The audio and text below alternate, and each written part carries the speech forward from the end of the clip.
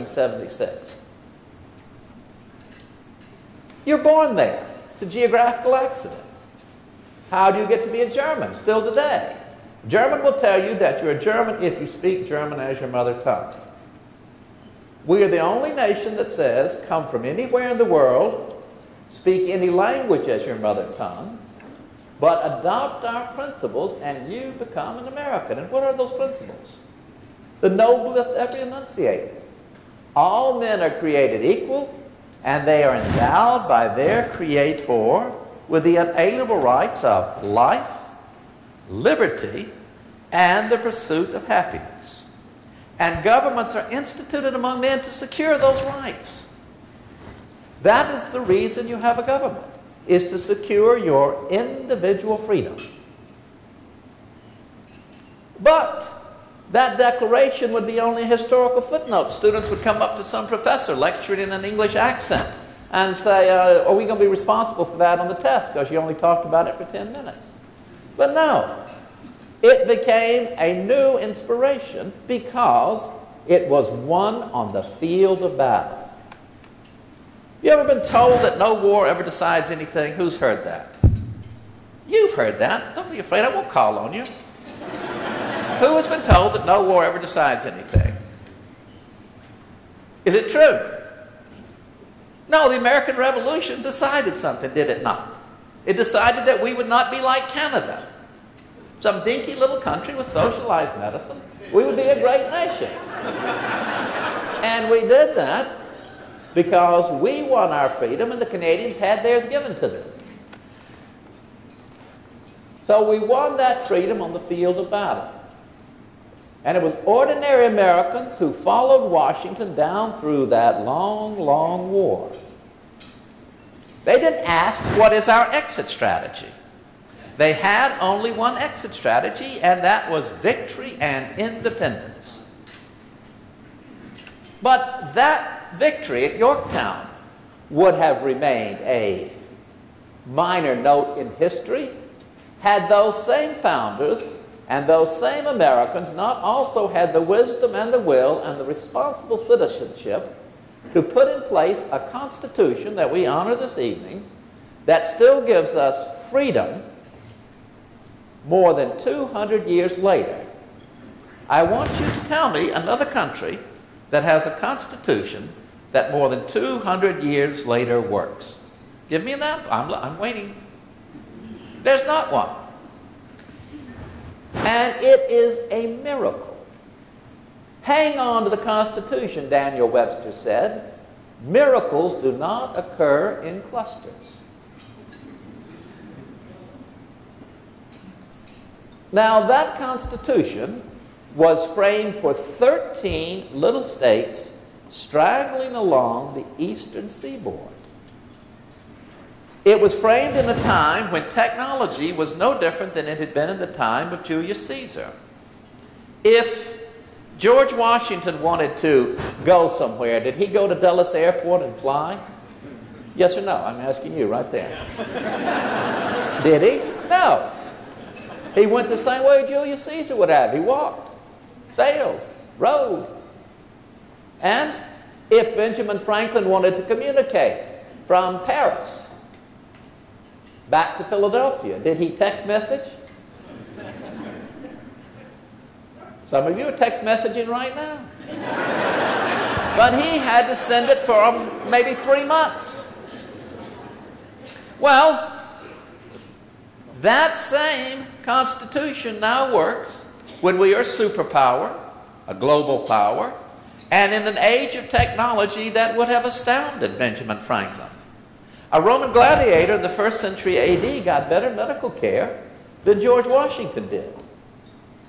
And yet now we have the wonders of medical science.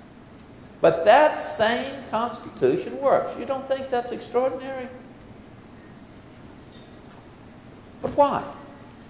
It was because 55 men coming to Philadelphia in the summer of 1787 had the wisdom to use a great challenge, a financial challenge, to create a lasting government under freedom and a constitution.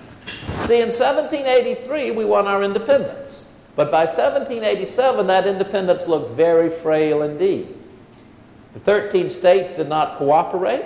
They placed tariffs upon one another.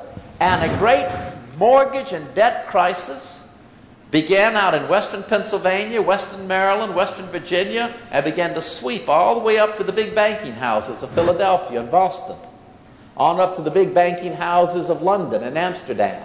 And the whole of Europe, and thus the whole of the world, was caught up in an enormous mortgage freeze.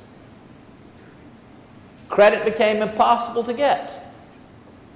And farmers out on the frontiers of Pennsylvania went down to their local merchants to buy seed corn and plows, gave them the scrip that they had received for serving in the militia during the American Revolution, and were told that script's no good. I'm not taking it because my wholesaler in Worcester, Massachusetts won't take it, because his bank in Boston won't take it. Now, are you going to put up with that, Mr. Kane? No. Hadn't you just thrown the British out? Were you going to then to be ruled by a few bankers in Boston? No. So you took that same musket and rifle that you had used against the British, and you said, we're going to march upon Springfield. We're going to get cannons. And then we're going to march upon Boston, and we're going to set this right. Well, George Washington understood these men. They had followed him.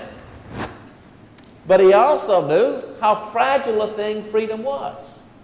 And under the urgings of young James Madison, men like Edmund Randolph, the governor of Virginia, and Washington's old friend Benjamin Franklin, he agreed to go to Philadelphia with them and begin a meeting in May of 1787 with a fairly limited agenda. They were going to revise the Articles of Confederation, the very loose framework of government that had come into being during the Revolutionary War, which was essentially just a confederation between 13 sovereign states. You see, when the British recognized our independence, they did not recognize the independence of the United States. They recognized the independence of New Hampshire, Massachusetts, Virginia, Georgia. There were 13 little republics, jealous of their sovereignty. In fact, there was and suspicious of their neighbors. There was a wealthy New Yorker who left all of his money to his grandson, but with the provision that the boy not be educated at Yale College, lest he learn the evil habits of the people of Connecticut. New Jersey set tariffs on goods from New York. So it was simply to revise those Articles of Confederation that they were supposed to go to Philadelphia. But they understood the demands of leadership. They led. They did not go by public opinion polls. And the first thing they did when they got there was to elect Washington to preside over their meeting. The second was to ban the press. No. Now, they believed in freedom of the press. But they also knew they had to deal with these issues in complete freedom. So they would not be posturing for the camera repeatedly, but instead take care of business. So not only did they ban the press, they stationed soldiers around the State House in Philadelphia, and they nailed the windows shut. They then said that no one, they took an oath, would communicate about what their deliberations were. One day, Washington came in, and he held up and said, after I left yesterday, gentlemen, I found some notes here that could have been gathered up by someone cleaning the room and distributed to the press. Would the gentleman who left them please come and get them? No one ever moved, but no one ever left notes again. And on his deathbed, the last surviving member of that Philadelphia Convention, James Madison, had to be persuaded by an act of Congress to allow his notes on the convention to be published.